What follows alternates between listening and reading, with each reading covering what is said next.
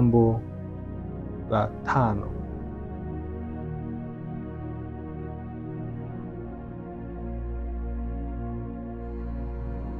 Jambo la 5, hata walioandaliwa kukushika mkono huweza kukutilia shaka mwanzoni. Bwana Yesu asifiwe.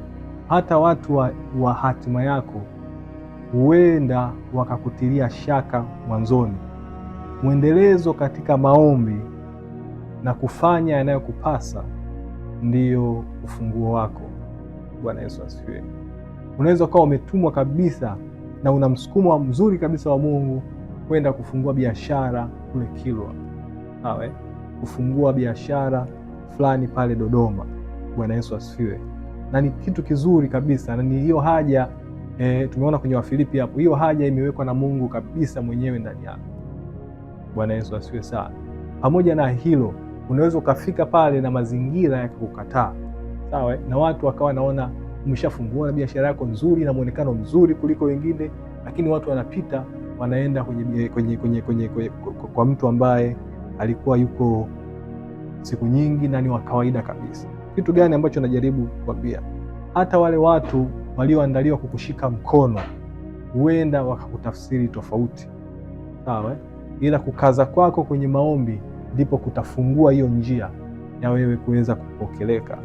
Bwana Yesu asifiwe sana. Unawachukulia watu bidhaa nzuri kutoka China, unawachukulia watu bidhaa nzuri kutoka Uturuki, hazifanani kabisa na bidhaa ambazo wanachukua hapa mjini. Bwana Yesu asifiwe. Lakini pamoja na hilo, wewe ndio ambaye bidhaa zako zinaonekana ni feki na wanakusimanga kwamba bidhaa zako ni feki. Bwana Yesu asifiwe. Kitu ambacho nakushauri katika Bwana ni nini? Endelea kukaza katika maombi ili kuweza kuzaa jambo lako. Bwana Yesu asifiwe sana. Naona hata kwa habari ya mama huyu, Mama Hana, ambaye ndio msingi mahali ambako tumekaa tukijaribu kujifunza. Mama huyu ameenda, maandiko yanaonyesha hapa, ameenda sio mara moja. Bwana Yesu asifiwe. Hatujui kwa nini kuhani hakufanikiwa kumuona siku zote. Ameenda mara moja, na siku ambayo kuhani kamuona akamtafsiri tofauti, akawa anajua ni mama mmoja mlevi ameingia madhabahuni amekunywa. Bwana Yesu asifiwe. Mimi nisome hapa mstari wa 12 mpaka wa 15 uone watu kabisa ambao ni watu wa safari yako, mtu ambaye anapaswa kukusaidia, mtu ambaye anapaswa kukupa mtaji, huenda akakutafsiri tofauti. Inaweza kuwa ni nguvu ya giza imekufunika, inaweza kuwa ni upinzani ambao umekaa. Bwana Yesu asifiwe. Nikuonyeshe kwenye maandiko hapa, Samueli wa kwanza. Hii Samueli wa kwanza kuanzia mstari ule, sura hii ya kwanza kuanzia mstari ule wa 12. Nenda nao mpaka mstari wa 15. Nao nasema, ikawa hapo alipodumu kuomba mbele za Bwana, Eli akamwangalia kinywa chake. Basi Hana alikuwa akinena moyoni mwake, midomo yake tu ilionekana kama ananena, sauti yake isisikiwe. Kwa hiyo huyo Eli alimdhania ya kuwa amelewa. Ndipo mstari wa 14, na Eli hakujificha, nabii wa Mungu, mtumishi wa Mungu Bwana akamwambia, je, utakuwa mlevi hata lini? Achilia mbali divai yako. Fikiria, mtu hamjui, mtumishi wa Mungu hamjui kabisa huyu mama, lakini akaanza kumwashia moto. Wewe utakuwa mlevi mpaka lini?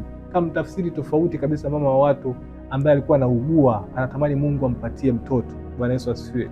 Hata wewe unaweza kuwa unapita mahali ambako unakutana na tafsiri mbaya juu ya jambo jema unalotaka kufanya. Bwana Yesu asifiwe. Kila ukipanga kufanya jambo lako zuri, linatafsiriwa tu vibaya. Namna utakavyodumu kwenye maombi ndivyo itakavyofunua chochote kile ambacho kimekaa kuweka upinzani wa kukuzuilia wewe. Bwana Yesu asifiwe. Sio lazima sana ikawa sio eneo la biashara yako, hiyo ni eneo sahihi, na Mungu anatamani ufanye biashara hapo, ufanikiwe, ubarikiwe, usaidie na ndugu zako. Lakini utakavyokaza kwenye maombi ndivyo utakavyotoboa. Bwana Yesu asifiwe. Kama Hana alivyokaza mpaka huyu mtu akaweza kugeuka, na mwisho wa siku akamtamkia baraka, na baadaye akapata ujauzito wake. Hali kadhalika Mungu anatutaka tukaze katika madhabahu, tukaze katika maombi, tukaze katika kutafuta uso wake mpaka tudhihirishe kile ambacho Mungu ameweka ndani yetu. Bwana Yesu asifiwe sana.